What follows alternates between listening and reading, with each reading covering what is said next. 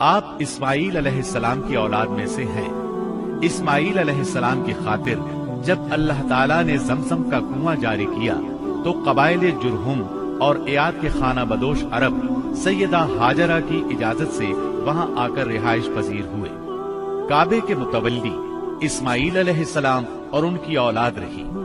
ایک عرصے کے بعد بنو جرہم اور سیدنا اسماعیل کی اولاد میں کعبے کی تولیت کے سلسلے میں جھگڑا ہوا تو کعبے کی خدمت اور تولیت اولاد اسماعیل اور بنو جرہم میں تقسیم ہو گئی، اور جب بنو خزاعہ نے لڑ کر مکے پر قبضہ کیا تو ایک مدت تک کعبے کی تولیت بھی ان کے پاس رہی، لیکن بنو اسماعیل بہرحال مکے ہی میں رہے۔ ان کے ایک فرد کلاب نے شمالی عرب میں قبیلہ خزاعہ میں شادی کی، اس سے قصی پیدا ہوئے۔ وہ جوان ہو کر اپنے قبیلے میں واپس آ گئے۔ خسر کی وفات کے بعد قصی نے اپنے ننہال کی مدد سے بنو خزاعہ کو مجبور کیا کہ وہ شہر چھوڑ کر مضافات میں جا بسا۔ بنو خزاعہ کے سردار نے کعبے کے قیمتی چڑھاووں کو زمزم کے کنویں میں ڈال کر اس کو پاٹ دیا اور کنواں غائب ہو گیا۔ پھر قصی کو بہت بڑا اقتدار حاصل ہوا، اس کی اولاد پھلی پھولی اور اسے قوم کا بہت بڑا سردار تسلیم کیا گیا۔ قصی نے مکے میں ایک شہری مملکت کا آغاز کیا، وہاں دار الندوہ یعنی پارلیمنٹ اور ٹیکس کے نئے محکمے قائم کیے، لیکن وفات کے وقت حکومت اپنے بچوں میں تقسیم کر دی۔ کسی کو کعبے کی رکھوالی سونپی، کسی کو چابی دی، کسی کو فوج کی قیادت تو کسی کو ٹیکس کا حساب کتاب سونپا۔ بعد کی نسلوں میں انتظامات کی مزید تقسیم در تقسیم ہوئی۔ آغاز اسلام کے وقت وہاں 10 سرداروں کی ایک مجلس کار فرما نظر آتی تھی۔ قصی کے 4 بیٹے تھے، ان میں عبد مناف بڑے نامور اور صاحب عزت ہوئے۔ عبد مناف کے بھی 4 بیٹے تھے، ان میں ہاشم شہرت میں سبقت لے گئے۔ ہاشم آپ کے پردادا تھے، بہت دولت مند ہونے کے ساتھ ساتھ سخاوت، مروت اور احسان میں بھی بے مثال تھے۔ ہاشم کہلانے کی وجہ یہ تھی کہ ان کے عہد میں ایک مرتبہ مکہ مکرمہ میں قحط پڑ گیا۔ یہ فلسطین گئے اور اونٹوں پر آٹے کی بہت سی بوریاں لاد لائے، بہت سے اونٹ ذبح کیے، ان کا شوربہ تیار کیا، روٹیاں پکوائیں۔ ان روٹیوں کو شوربے میں بھگو بھگو کر اہل شہر کو کھلاتے رہے۔ عرب اس کھانے کو حشیم اور سرید کہتے ہیں۔ یہ سلسلہ ایک مدت تک جاری رہا، اسی وجہ سے ان کا نام ہاشم پڑ گیا۔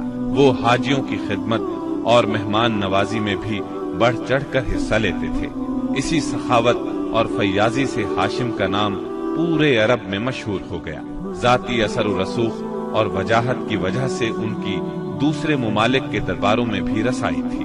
انہوں نے ہی قریش میں سب سے پہلے یہ دستور جاری کیا کہ سال میں 2 مرتبہ تجارتی قافلے روانہ ہوا کریں، موسم گرما میں شام کی طرف اور موسم سرما میں یمن کی طرف۔ چنانچہ اسی دستور کے مطابق دونوں موسموں میں قافلے روانہ ہوتے تھے۔ سورۃ القریش میں اللہ تعالیٰ نے قریش کو یہی انعام یاد دلایا ہے، کیونکہ قریش اللہ کی رحمت سے موسم سرما و گرما کے عادی ہو گئے۔ ان کی سمجھ میں یہ بات آ گئی کہ اس نعمت کے شکریہ میں اللہ کی عبادت کرنا چاہیے جو اس گھر کا مالک ہے، اور اس نے انہیں بھوک میں کھانا دیا اور خوف سے امن بخشا۔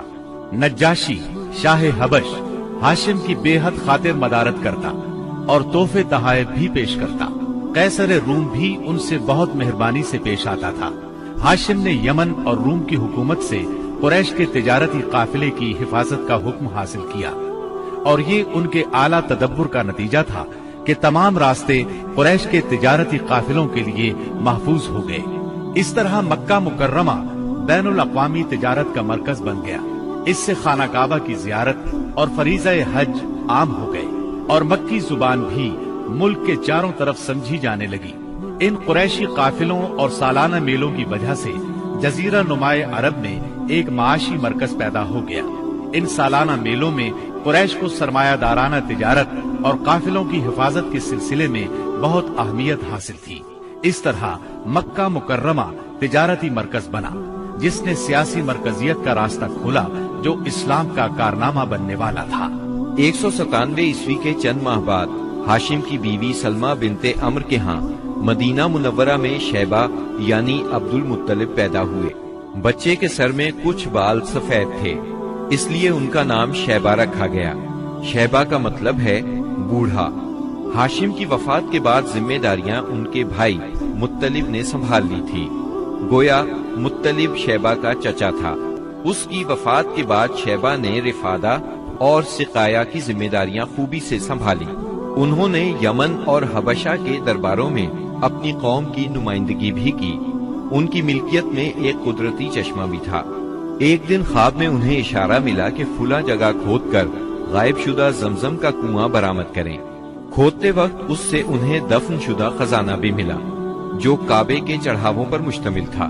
عبد المطلب کو زمزم کی ملکیت کے لیے بہت دشواریاں پیش آئیں، مگر اہل شہر امن پسند تھے۔ انہوں نے طے کیا کہ کسی غیر جانبدار حاکم سے اس کا فیصلہ کرا لیا جائے۔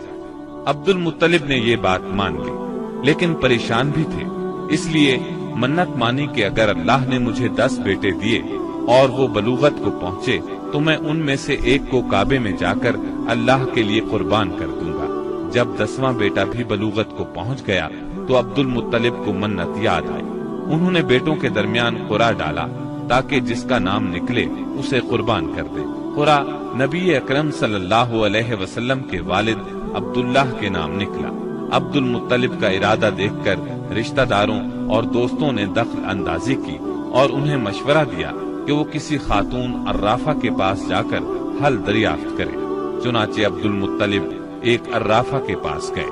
اس نے معاملہ سن کر مشورہ دیا کہ بیٹے اور 10 اونٹوں کے درمیان قرعہ ڈالو، اگر عبداللہ کے نام نکلے تو مزید 10 اونٹ بڑھا دو، اس طرح خون بہا کی مقدار میں اضافہ کرتے جاؤ یہاں تک کہ قرعہ خون بہا پر نکلے۔ انہوں نے قرعہ اندازی شروع کی۔ قرعہ ہر بار عبداللہ کے نام نکلتا رہا۔ یہ 10 اونٹ ہر بار بڑھاتے گئے۔ جب 100 اونٹ پورے ہو گئے تب قرعہ اونٹوں کے نام نکلا۔ عبد المطلب نے 3 بار ایسا کیا تاکہ اطمینان ہو جائے۔ ہر بار 100 اونٹوں ہی کا قرعہ نکلا۔ اب انہیں اطمینان ہو گیا کہ یہی اللہ کو منظور ہے۔ زمزم کے کنویں کی ملکیت حاصل کرنے کے علاوہ عبد المطلب کی زندگی کا دوسرا اہم واقعہ ابرہہ کا بیت اللہ پر حملہ ہے۔ تاریخ میں اس کو واقعہ فیل کے نام سے یاد کیا جاتا ہے۔ ابرہہ ایک عیسائی سردار تھا۔ شاہ حبشہ نجاشی کی طرف سے یمن کا حاکم تھا۔ اس نے دیکھا کہ اہل عرب حج کے لیے مکہ مکرمہ جاتے ہیں اور خانہ کعبہ کا طواف کرتے ہیں، تو اس نے عیسائی مذہب کے نام پر یمن کے شہر صنعاء میں ایک عالیشان گرجا بنوایا۔ عرب میں اس گرجا کی خبر مشہور ہو گئی۔ قبیلہ کنانہ کا ایک آدمی وہاں گیا اور گرجا میں گندگی پھیلا کر بھاگ آیا۔ ابرہہ نے غصے میں آ کر قسم کھائی کہ کعبے کو ڈھا کر دم لے گا۔ چنانچہ وہ ایک لشکر جرار لے کر مکہ مکرمہ کی طرف روانہ ہوا۔ راستے میں عرب کے جس قبیلے نے بھی مزاحمت کی، ابرہہ نے اسے تہہ دیکھ کر ڈالا، یہاں تک کہ وہ مکہ معظمہ کے قریب پہنچ گیا۔ وہاں کے لوگوں کو اپنے ارادے سے خبردار کرنے کے لیے اس نے اہل مکہ کے جانور پکڑ لیے۔ ان جانوروں میں عبد المطلب کے 200 اونٹ بھی تھے۔ عبد المطلب کو ابرہہ کی چڑھائی کی خبر ملی تو وہ خانہ کعبہ کی دیواروں سے لپٹ گئے اور رو پڑے۔ اللہ سے اپنے گھر کی حفاظت کی دعا کی۔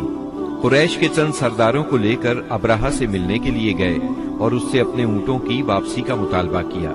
ابرہہ ان کی بات سن کر حیران ہوا اور بولا، تم نے اپنے اونٹوں کی واپسی کی تو بات کی، کعبے کے متعلق ایک لفظ بھی نہیں کہا۔ میں تو یہاں کعبے کو ڈھانے کے لیے آیا ہوں۔ عبد المطلب نے جواب دیا، اونٹ میری ملکیت ہے، اس لیے ان کی رہائی کے لیے چلا آیا۔ کعبے کا مالک اللہ ہے جو اپنے گھر کو بچانے کی پوری طاقت رکھتا ہے۔ ابرہہ نے ان اونٹوں کی واپسی کا حکم دے دیا۔ یہ اپنے اونٹ لے کر مکہ معظمہ واپس آ گئے۔ 60-70 ہزار کا لشکر تھا اور اس میں 9 یا 13 ہاتھی تھے۔ اس لشکر نے آخر مکے پر چڑھائی کی۔ لشکر مکے کے نزدیک پہنچا تو محمود نامی ہاتھی نے مکے میں داخل ہونے سے انکار کر دیا اور وہیں بیٹھ گیا۔ ایسے میں اچانک باہر قلزم کی طرف سے پرندوں کا ٹڈی دل نظر آیا۔ ان کے پنجوں اور چونچوں میں کنکریاں تھیں۔ جن سپاہیوں پر وہ کنکریاں پڑتی ان کے اعضاء کٹنا شروع ہو جاتے۔ ان کنکریوں کے گرنے سے ابرہہ کی فوج اور ہاتھیوں کا جو حشر ہوا وہ بلا شبہ تاریخ عالم کا ایک نہایت حیرت ناک باب ہے۔ خود ابرہہ مشکل سے گرتا پڑتا صنعاء تک پہنچا اور نہایت دردناک عذاب میں گرفتار ہو کر یمن میں مرا۔ عربوں کے ہاں اس سال کو عام الفیل کہتے ہیں۔ ایک مدت تک یہی تقویمی سال شمار ہوتا رہا۔ قرآن کریم میں یہ واقعہ سورہ فیل میں بیان ہوا۔ کیا تم نے نہیں دیکھا تمہارے پروردگار نے ہاتھی والوں کے ساتھ کیا سلوک کیا؟ کیا اس نے ان کی تدبیر کو اکارت نہیں کر دیا اور ان پر پرندوں کے جھنڈ بھیج دیے جو ان پر پکی ہوئی مٹی کے پتھر پھینک رہے تھے، پھر ان کا یہ حال کر دیا جیسے جانوروں کا کھایا ہوا بھوسا۔ واقعہ فیل کے 50-55 دن بعد عبد المطلب کعبے کا طواف کر رہے تھے کہ انہیں پوتے کی ولادت کی خوشخبری ملی۔ 75 سالہ دادا بہت خوش ہوئے۔ نبی کریم صلی اللہ علیہ وسلم ان کے پیارے فرزند جناب عبداللہ کی یادگار تھے، جن کی زندگی 100 اونٹوں کی قربانی دے کر بچائی گئی تھی، لیکن پھر اچانک وہ فوت ہو گئے۔ ان کی وفات سے بوڑھے باپ کو جو صدمہ پہنچا تھا، پوتے کی ولادت سے ایک حد تک وہ کم ہو گیا۔ عبداللہ کی والدہ یعنی نبی صلی اللہ علیہ وسلم کی دادی کا نام فاطمہ بنت عمر تھا۔ عبداللہ کے 2 سگے بھائی زبیر اور ابو طالب تھے۔ بی بی آمنہ سے نکاح کے بعد عبداللہ نے رواج کے مطابق 3 دن تک سسرال میں قیام کیا۔ اس کے بعد تجارت کی غرض سے شام چلے گئے۔ واپسی پر یثرب یعنی مدینہ منورہ میں ٹھہرے تاکہ اپنے والد کے حکم کے مطابق کھجوروں کا سودا کریں۔ مدینہ منورہ ہی میں قیام کے دوران وہ بیمار ہو گئے۔ آپ کی بیماری کی خبر مکہ پہنچی تو عبد المطلب نے فوراً اپنے بڑے بیٹے حارث کو عبداللہ کی خبر گیری کے لیے مدینہ روانہ کیا۔ حارث مدینہ پہنچے تو معلوم ہوا 1 ماہ بیمار رہنے کے بعد عبداللہ انتقال کر گئے ہیں۔ انتقال کے وقت انہوں نے 5 اونٹ، چند بکریاں اور 1 باندی چھوڑی، جس کی کنیت ام ایمن اور نام برکت تھا۔ عبداللہ کا انتقال اپنے پیغمبر بیٹے کی ولادت سے چند ماہ پہلے ہی ہو گیا تھا۔ گویا آپ صلی اللہ علیہ وسلم شکم مادر ہی میں یتیم ہو گئے تھے۔ آپ کی والدہ سیدہ آمنہ طہارت نفس، شرافت، عزت، عفت، عصمت اور پاکبازی میں بے مثال تھی۔ اپنی قوم میں سیدۃ النساء کے لقب سے مشہور تھی۔ ددھیال اور ننہیال دونوں کے اعتبار سے آپ عرب کے بہترین قبیلے اور بہترین قوم میں سے تھی۔ ولادت باسعادت کے بعد 3-4 دن تک آپ کی والدہ نے آپ کو دودھ پلایا۔ پھر آپ کے چچا ابو لہب کی آزاد کردہ کنیز سویبہ نے اور پھر حلیمہ سعدیہ نے دودھ پلایا۔ اکثر سیرت نگاروں نے کنیز کا نام سوبیہ ہی لکھا ہے، لیکن دراصل اس کا نام سویبہ تھا۔ جس طرح صحیح بخاری اور سیرت نگاری کے عالمی مقابلے میں اول آنے والی سیرت نبوی پر مستند کتاب الرحیق المختوم میں مذکور ہے۔ دودھ پلانے کی ذمہ داری ماہ ربیع الاول 52 قبل ہجری یعنی اپریل 571 عیسوی میں سونپی گئی۔ اس زمانے میں عرب میں یہ دستور تھا، جو آج کے دور میں بھی باقی ہے، کہ نوزائیدہ بچوں کو دودھ پلانے کے لیے شرفاء ابتدا ہی سے دیہات میں بھیج دیا کرتے تھے، تاکہ دیہات کی صاف ستھری اور کھلی آب و ہوا میں ان کی پرورش ہو سکے، زبان اہل عرب جیسی فصیح ہو جائے اور اہل عرب کی دیگر خصوصیات اوائل عمر ہی سے بچوں میں راسخ ہو جائیں۔ اس دستور کے مطابق سال میں 2 مرتبہ بنی سعد کی عورتیں شیرخوار بچوں کی تلاش میں آیا کرتی تھیں۔ چنانچہ آپ کی پیدائش کے 8 دن بعد انہی عورتوں کے ساتھ حلیمہ سعدیہ بھی تشریف لائیں۔ دوسری عورتوں کو تو مکہ مکرمہ کے کھاتے پیتے گھرانوں کے بچے دودھ پلانے کے لیے مل گئے، لیکن حلیمہ سعدیہ خالی ہاتھ رہ گئیں۔ نبی کریم صلی اللہ علیہ وسلم چونکہ یتیم تھے، اس لیے انعام و اکرام کی امید کم تھی، اس لیے کسی عورت نے ان کے گھر کی طرف توجہ نہ کی۔ آخر جب روانگی کا وقت آیا تو حلیمہ کو خالی ہاتھ جانا بہت ناگوار گزرا، اور اللہ تعالی کی طرف سے ان کا دل इस यतीम बच्चे की तरफ खींचने लगा। चुनाचे उन्होंने अपने शौहर हारिस से जाकर कहा, अल्लाह की कसम, मुझे ये अच्छा नहीं लगता कि मेरी सारी सहेलियां तो बच्चे लेकर जाएं और मैं अकेली कोई बच्चा लिए बगैर जाऊं। मैं जाकर इस यतीम बच्चे ही को ले लेती हूँ। शौहर ने यह सुनकर कहा, कोई हर्ज नहीं, मुमकिन है अल्लाह हमारे लिए इसी में बरकत अता कर दे। इसके बाद उन्होंने जाकर बच्चे को ले लिया। काफिला रवाना हुआ, सब सवार होकर चल पड़े। हलीमा सादिया भी आपको लेकर चली। हलीमा की ऊँटनी दुबली पतली, देखने में मरियल और चलने में सबसे सुस्त रफ्तार थी। लेकिन जो ही हलीमा सादिया आपको लेकर उस पर सवार हुई, यकायक वो बर्क रफ्तार हो गई। बाकी औरतों ने इस मंजर को हैरत से देखा कि हलीमा सादिया की मरियल ऊँटनी उनकी ताकतवर और तेज रफ्तार ऊँटनियों से आगे निकली जा रही थी और फिर वो उन सबको पीछे छोड़ गई। ये तब्दीली दूसरी औरतों के लिए किसी मोजिज़े से कम नहीं थी। हलीमा के वालिद अबू जुवैब का नाम अब्दुल्ला बिन हारिस था। वो नबी सल्लल्लाहु अलैहि वसल्लम के रज़ाई नाना हुए। हलीमा के शौहर का नाम हारिस बिन अब्दुल उज़्ज़ा था। ये दोनों ही कबीला साद बनी बकर बिन हवाजिन से ताल्लुक रखते थे। इसी तरह हारिस के बच्चे आपके रज़ाई भाई बहन हुए। जब तक आप सल्लल्लाहु अलैहि वसल्लम हलीमा सादिया के घर रहे, उनका घर बरकतों से माला माल रहा। हलीमा बयान करती हैं कि वो जब आई थीं तो कहत साली का दौर था।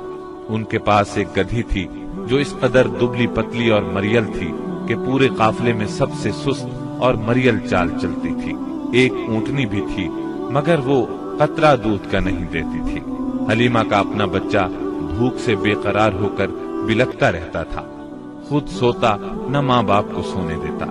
मगर जब वो आपको लेकर अपने घर आई और आपको गोद में लिया तो सीना दूध से भर गया। यहाँ तक कि आपने पेट भरकर दूध पिया और आप सल्लल्लाहु अलैहि वसल्लम के साथ हलीमा के बेटे ने भी खूब दूध पिया। फिर दोनों आराम की नींद सो गए। उस रात हलीमा का बच्चा बिल्कुल न रोया। उधर शौहर ऊँटनी के पास गया तो क्या देखता है, थन से दूध उबला चाहता है। चुनाचे वो दूध दोहने लगा।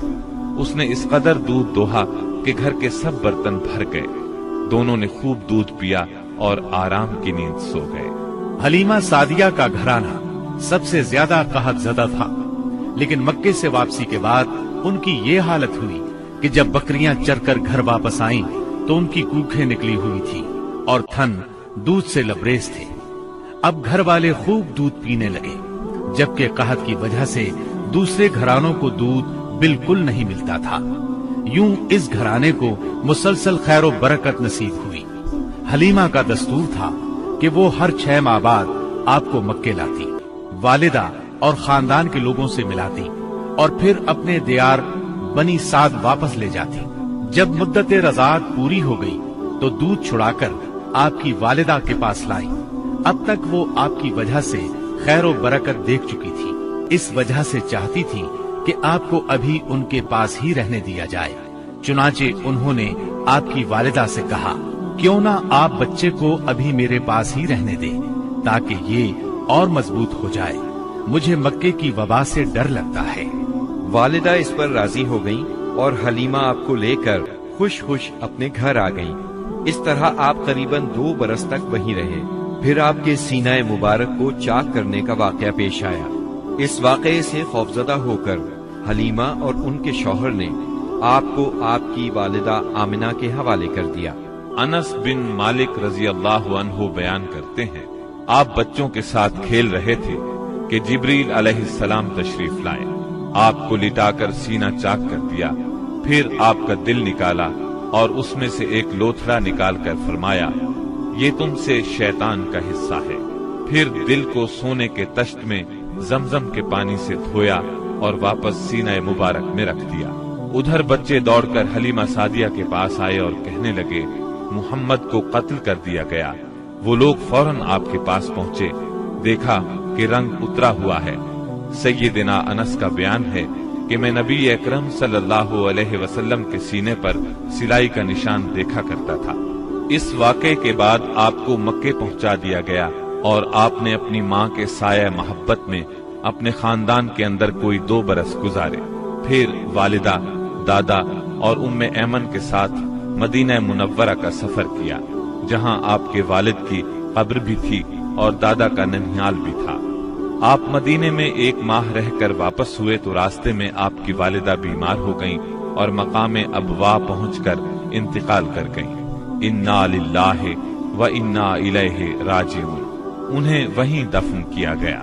اب بوڑھے عبد المطلب آپ کو لیے مکے پہنچے۔ ان کے دل پر آپ کی والدہ کی وفات کی وجہ سے گہرا اثر تھا۔ آپ کے لیے ان کے دل میں ایسی محبت پیدا ہوئی کہ خود ان کے اپنے بیٹوں کے لیے ویسی محبت نہ تھی۔ وہ آپ کی بہت قدر کرتے، اپنی اولاد سے بڑھ کر چاہتے، خوب اکرام کرتے، اپنے لیے تیار کرائے گئے خاص فرش پر انہیں بٹھاتے، اس فرش پر کسی اور کو نہ بیٹھنے دیتے، پیٹھ پر ہاتھ پھیرتے، آپ کی نقل و حرکت دیکھ کر خوش ہوتے۔ انہیں یقین تھا کہ مستقبل میں آپ کی نرالی شان ہونے والی ہے، لیکن ابھی آپ کی عمر 8 برس 2 مہینے کی ہوئی تھی کہ عبد المطلب بھی انتقال کر گئے۔ اب آپ کے چچا ابو طالب نے آپ کی کفالت کا بیڑا اٹھایا۔ یہ آپ کے والد کے سگے بھائی تھے، انہوں نے بھی آپ سے خاص رحمت اور شفقت برتی۔ وہ مالدار تو نہ تھے، لیکن آپ کی کفالت کے بعد اللہ تعالیٰ نے ان کے تھوڑے سے مال میں اس قدر برکت دی کہ ایک آدمی کا کھانا پورے کنبے کے لیے کافی ہو جاتا تھا۔ خود آپ بھی صبر و قناعت کا نمونہ تھے، جو ملتا اسی پر قناعت فرماتے۔ جب آپ کی عمر 12 برس اور کہا جاتا ہے کہ مزید 2 ماہ اور 10 دن ہوئی تو آپ کے چچا ابو طالب نے تجارت کے لیے ملک شام جانے کا ارادہ کیا۔ آپ کو ان کی جدائی بہت گرا گزری۔ ابو طالب خود بھی متاثر ہوئے، لہٰذا آپ کو اپنے ساتھ لے لیا۔ قافلہ ملک شام کی حدود میں پہنچا تو شہر بصرہ کے قریب پڑاؤ کیا۔ بحیرہ نامی عیسائیوں کا ایک راہب اپنے گرجے سے نکل کر ان کے پاس آیا اور قافلے کے درمیان سے گزر کر نبی صلی اللہ علیہ وسلم کے پاس پہنچا۔ پھر آپ کا ہاتھ پکڑ کر بولا، یہ دنیا کے سردار ہیں، پروردگار عالم کے رسول ہیں، اللہ انہیں رحمت عالم بنا کر بھیجے گا۔ میں انہیں مہر نبوت سے بھی پہچانتا ہوں۔ یہ کندھے کے نیچے نرم ہڈی کے پاس سیب کی طرح ہے، اور ہم اس کا ذکر اپنی کتابوں میں بھی پاتے ہیں۔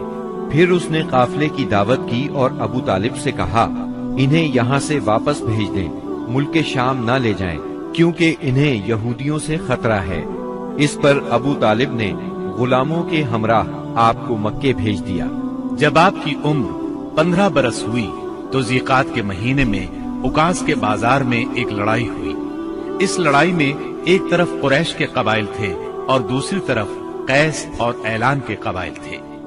دونوں میں گھمسان کا رن پڑا، فریقین کے کتنے ہی آدمی مارے گئے، لیکن پھر انہوں نے صلح کر لی اور طے پایا کہ دونوں طرف کے مقتولین گنے جائیں، جدھر زیادہ ہوں ادھر والے زائد مقتولین کا خون بہا لیتے۔ اس کے بعد جنگ ختم ہو گئی اور باہمی دشمنی کو ختم کر دیا گیا۔ اس جنگ میں نبی کریم صلی اللہ علیہ وسلم بھی شریک تھے، لیکن آپ نے لڑائی میں براہ راست حصہ نہیں لیا، اپنے چچاؤں کو تیر تھماتے تھے۔ اس جنگ کا نام جنگ فجار ہے۔ یہ نام اس لیے مشہور ہوا کہ اس میں حرام مہینے کی حرمت پامال کی گئی۔ فجار نام کے واقعات 4 بار پیش آئے، ہر سال ایک واقعہ پیش آتا رہا۔ جنگ فجار والا واقعہ آخری تھا۔ اس سے پہلے کے 3 واقعات میں ہلکے پھلکے جھگڑے ہوئے، شدید لڑائی صرف اسی چوتھے واقعے میں ہوئی۔ اس جنگ کے بعد ذیقعد ہی کے مہینے میں 5 قبائل کے درمیان ایک عہد نامہ طے پایا۔ اس عہد نامے کو حلف الفضول کہا جاتا ہے۔ ان قبائل کے نام یہ ہیں: بنو ہاشم، بنو مطلب، بنو اسد، بنی عبد العزا، بنو زہرہ اور بنو تیم۔ اس کی وجہ یہ ہوئی کہ یمن کا ایک آدمی اپنا سامان تجارت لے کر مکے آیا۔ عاص بن وائل نے اس سے وہ مال خرید لیا، لیکن قیمت ادا نہ کی۔ اس نے بنو عبد الدار، بنو مخزوم، بنو سہم اور بنو عدی سے فریاد کی، لیکن انہوں نے کوئی توجہ نہ دی۔ چنانچہ اس نے ابو قبیس کے پہاڑ پر چڑھ کر چند اشعار پڑھے، جن میں اپنی مظلومیت کا نقشہ کھینچا اور آواز لگائی کہ کوئی تو اس کا حق دلانے کے لیے اس کی مدد کرے۔ اس پر زبیر بن عبد المطلب نے دوڑ دھوپ کی، لہذا اس قبیلے کے افراد بنو تیم کے سردار عبداللہ بن جدعان کے گھر میں جمع ہوئے اور آپس میں عہد و پیمان کیا کہ مکے میں جو بھی مظلوم نظر آئے، خواہ مکے کا رہنے والا ہو یا کسی اور جگہ کا، یہ سب اس کی حمایت میں اٹھ کھڑے ہوں گے۔ انہوں نے عاص بن وائل سے بھی اس کا حق لے کر اس کے حوالے کیا۔ اس عہد و پیمان میں آپ بھی اپنے چچاؤں کے ساتھ تھے۔ نبوت سے سرفراز ہونے کے بعد آپ فرمایا کرتے تھے، میں عبداللہ بن جدعان کے مکان پر ایک ایسے معاہدے میں شریک ہوا کہ مجھے